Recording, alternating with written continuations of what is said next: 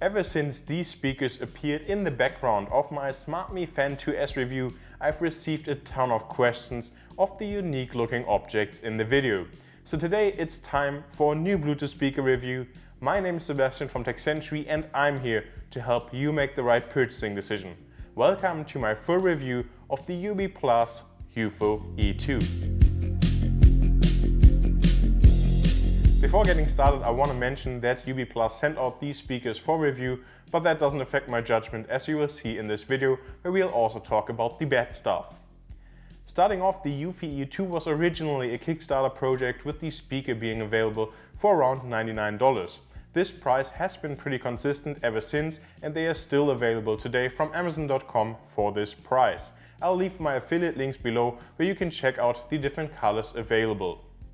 Without a doubt, to me, the design is the biggest strong suit of the Eupho series of speakers. As you can see, they are very unique and somewhere in between like a retro look and somewhat also futuristic, which I personally really like. On top of that, there are also these wooden legs included in the box, which again makes it a very unique look and basically just like a design piece in your apartment. While there's nothing wrong with the build quality of the speaker itself, the very low weight of less than 1 kilogram really surprised me when I received them, especially since they are relatively big. Now, of course, this has some advantages and disadvantages. The advantage being that it's very easy to just carry around, for example, if you want to take it with you to the backyard. But on the other hand, it also kind of leads to a low quality impression. It's kind of difficult to describe. Sometimes it feels like this whole thing is kind of empty, which is weird. In terms of buttons and controls, there are actually only 3 buttons here on the back behind this like clear plastic. In the middle we have an on and off switch, to the left we have volume down and to the right volume up. This middle button, which is the power button, also functions as the pairing button. And then here on the right we have this little rubber flap that's also transparent, and behind that we'll find a future-proof USB-C charging port, which is very nice to see. Now, if you like this video and want to support the channel, it would be awesome if you hit the subscribe and bell button below so that you don't miss more reviews that are coming to the channel very soon. One thing that the developers over at UBPLUS certainly pulled off well is the UBPLUS app that is not only available for Android but also for iOS, and that looks very modern. Using the app you can easily upgrade the firmware as well as pair 2 of the Eupho E2 for a unique wireless stereo sound system. What's unfortunately missing is a percentage display of the remaining battery life, which is a real shame. Another good aspect of the app is that you can choose from 3 different EQs, however this didn't make a huge difference in my testing. Despite its release at the beginning of 2020, the Eupho E2 already featured Bluetooth 5.0 with aptX and aptX low latency codec support, in addition to the regular SBC and AAC. In terms of range, the speaker covered 100% of our 1,200 square feet loft and roughly 50% of our 1,000 square foot backyard, with my phone lying on my desk at the other side of the apartment, which is a pretty average performance for Bluetooth 5.0 devices.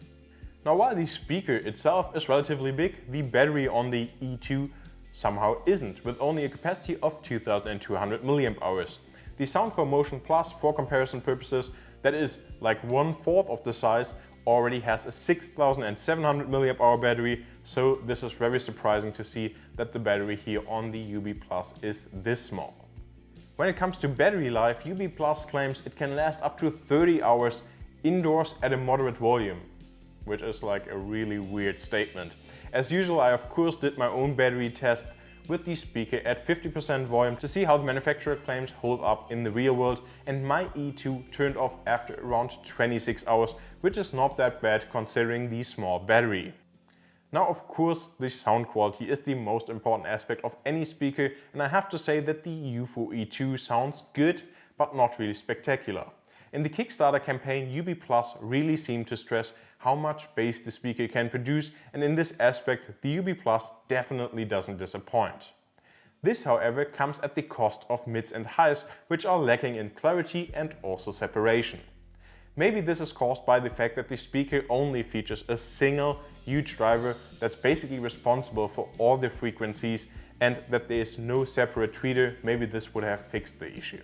For me, the biggest issue with this speaker is really its size, because this really sets high expectations, and while the speaker doesn't sound bad for such a big size, I kinda just expect more clarity.